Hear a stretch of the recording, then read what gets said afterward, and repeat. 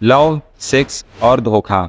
मुख्यतः ऐसी कहानियों में 3 किरदार या 3 से ज़्यादा किरदार पाए जाते हैं, लेकिन आज हम जिस कहानी की बात करने वाले हैं उसमें 2 ही किरदार हैं, लेकिन एक किरदार के दो चेहरे हैं। सामने से कुछ और है और पीछे से वो कुछ और है। ये कहानी है दिल्ली के नागलोई इलाके की, जहाँ पर सोनिया और उसका परिवार रहता था। सोनिया का परिवार वैसे तो बिहार से बिलोंग करता था, लेकिन बिहार में आर्थिक तंगी के कारण वो दिल्ली में शिफ्ट हो गए थे। यहीं पर वो अपना काम धंधा करते थे और जीवन यापन करते थे। सोनिया ने 10वीं के बाद अपनी पढ़ाई छोड़ दी थी, क्योंकि परिवार की जो आर्थिक स्थिति थी वो बहुत ज्यादा कमजोर थी। सोनिया के पिता जानवरों का चारा बेचते थे और वहीं उनकी माँ लोगों के घरों में जाकर झाड़ू और पोछा का काम करती थी। सोनिया के भाई छोटी मोटी कंपनियों में छोटी मोटी नौकरी करते थे। घर की परिस्थितियों और हालात को देखते हुए सोनिया ने निश्चय किया कि वो भी सोशल मीडिया इन्फ्लुएंसर बनेगी, जिसके लिए उसने एक छोटा मोबाइल लिया और इंस्टाग्राम पर वीडियो बनाना शुरू कर दिया। शुरुआत के दिनों में व्यूज बहुत ज्यादा कम आते थे, तो सोनिया थोड़ी बहुत वीडियो भी बनाती थी और उसके अलावा घर के कामों में भी हाथ बटाती थी।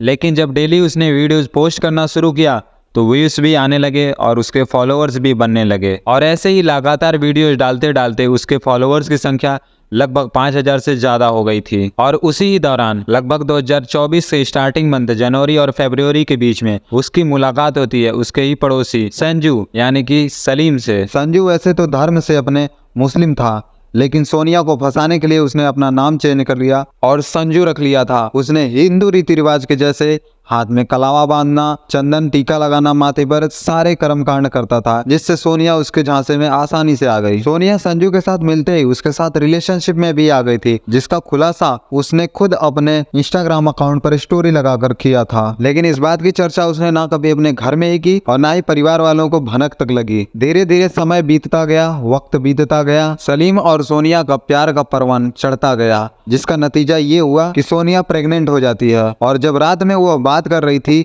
तो एक दिन उनके परिवार वालों को भी पता चला। जब परिवार वालों ने पूछा कि तुम इतनी रात को किस से बात कर रही हो, तो उसने सलीम का नाम भूत बताया। उसने ये बताया अपने परिवार वालों की वो भूत से बात कर रही है। सोनिया और संजू की प्रेम कहानी फोन से निकलकर मिलने जुलने, बाहर आने जाने, और जब सोनिया के घर पर कोई नहीं रहता था तो संजू उसके घर पर भी आता था।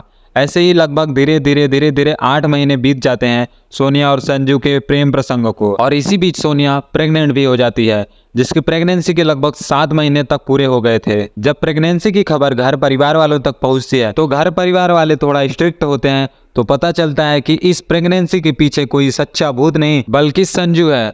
लेकिन संजू अभी भी मुस्लिम है, यह किसी को नहीं पता था।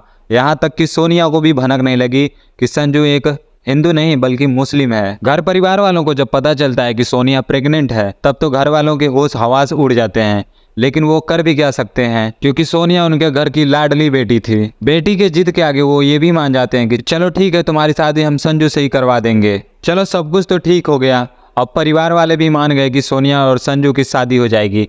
लेकिन दिन आता है करवा चौथ का, जब सोनिया संजू के लिए करवा चौथ का व्रत रखती है, क्योंकि सोनिया की संजू के साथ शादी भले ही ना हुई हो, लेकिन उसे पति जैसा मानती थी और वो चाहती थी कि उन दोनों का बच्चा इस दुनिया में आए, और वो लगातार प्रेशर बनाती थी कि संजू उसके साथ शादी कर ले। सोनिया के प्रेगनेंसी का टाइम जितना ही बढ़ते जा रहा था, उतना ही संजू का टेंशन भी बढ़ने लगा था, क्योंकि अब तो उसे शादी करनी ही पड़ेगी। अब इस झमेले से छुटकारा पाने के लिए उसने एक प्लान बनाया, जो कि रास्ता तो खतरनाक था, लेकिन उसे पता था कि अब एक यही रास्ता बचा है जिससे वो सोनिया से छुटकारा पा सकता है। पहले तो संजू ने यह बताया था कि उसका कोई घर नहीं है, उसको घर वालों ने घर से बेदखल कर दिया है और वो अपनी भाभी और भैया के साथ में रहता है दिल्ली में। तो उसने सोनिया को यह बताया कि उसके घर वाले उसे एक्सेप्ट नहीं करेंगे, इसके लिए वो भाग कर कहीं और जाएंगे और वहीं पर अपना घर और दुनिया बसाएंगे, जिसके लिए बकायदा उसने करवा चौथ की रात को ये प्लान बनाया था कि वो और सोनिया दोनों घर से भाग जाएंगे। संजू का जैसा प्लान था वैसा ही सब कुछ हो रहा था। इधर सोनिया ने करवा चौथ का व्रत रखा और रात में ही अपने सारे सामान पैक करके घर में बिना किसी को बताए घर से भाग जाती है। और वहीं दूसरी तरफ संजू ने भाड़े पर बिना नंबर प्लेट की एक कार लेता है और अपने 2 दोस्तों को भी लेता है साथ में, जिनको वो पेट भर दारू पिलाता है। उसके बाद रात में आते हैं वो लोग, सोनिया को पिक करते हैं रात में ही और उसको उसी कार में लेकर रोहतक के लिए निकल जाते हैं। रास्ते में जाते हुए सोनिया और संजू की अनबन होती है, क्योंकि सोनिया चाहती थी वो संजू से कि वो शादी करे उसके साथ, लेकिन संजू नहीं चाहता था कि वो सोनिया के साथ शादी करे। और कार में ही रात के 12 बजे 1 बज रहे थे लगभग, अनमन वो बढ़ते बढ़ते इतनी बढ़ जाती है कि संजू गुस्से में आकर फोन के चार्जर से ही सोनिया का गला घोट देता है, जिससे सोनिया की मौके पर ही मौत हो जाती है। और उसके बाद उनका प्लान होता है अब इस लाश को ठिकाने कहाँ लगाया जाए। अब अंधेरी रात में लाश को ठिकाने लगाने के लिए वो जगह की तलाश में घूमने लगते हैं और उन्हें जगह भी मिल जाता है रोहतक में ही एक सुनसान इलाका, जहाँ पर वो लाश को ठिकाने लगाने का काम शुरू करते हैं। उसी बीच में लगभग 4 बज जाते हैं।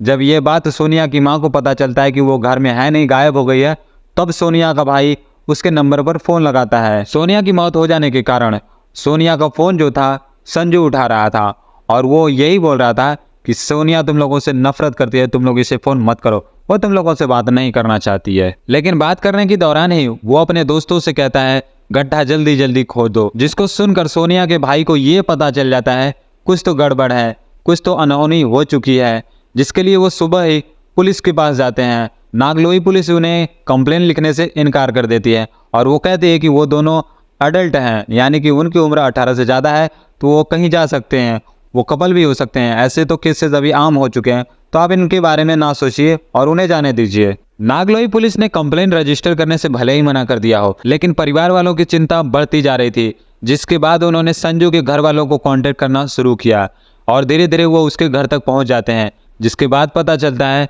कि वो संजू कोई संजू नहीं बल्कि सलीम है, जिसने अपना नाम बदलकर सोनिया को फंसाया था। और उन्होंने बाकायदा कागज भी दिखाया कि वो लड़का कोई संजू नहीं बल्कि सलीम है, जिसे उन्होंने अपने घर से बेदखल कर दिया है। उस कागज पर भी उसका नाम सलीम लिखा था। यह सच्चाई देखकर सोनिया के परिवार वालों की हालत और ज़्यादा खराब हो जाती है, क्योंकि उन्हें जो पता था कि संजू हिंदू लड़का है, वो कोई हिंदू नहीं बल्कि मुस्लिम था।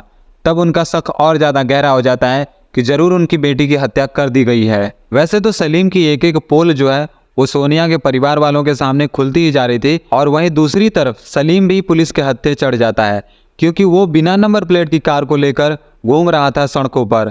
जब पुलिस ने उसे गिरफ्तार किया पूछताछ के लिए, तो अब उसके पास मिले सोनिया के स्कूली डॉक्यूमेंट्स और उसका आधार कार्ड। और उसके बाद जब सोनिया के घर वालों को फ़ोन किया जाता है पुलिस की तरफ से, तब सोनिया के घर वाले जाते हैं पुलिस थाने और संजू को वो पहचान लेते हैं। और जब सलीम के पूरे डॉक्यूमेंट की चेकिंग की जाती है, तब पता चलता है कि ये संजू नहीं बल्कि सलीम है, जिससे कि इसके घर वालों ने घर से निकाल दिया था और ये अपने भैया भाभी के साथ रहता था दिल्ली में। पहले तो सलीम ने सोनिया के साथ कुछ भी नहीं किया है, कोई अपराध नहीं किया है, ऐसा बोल रहा था पुलिस के सामने।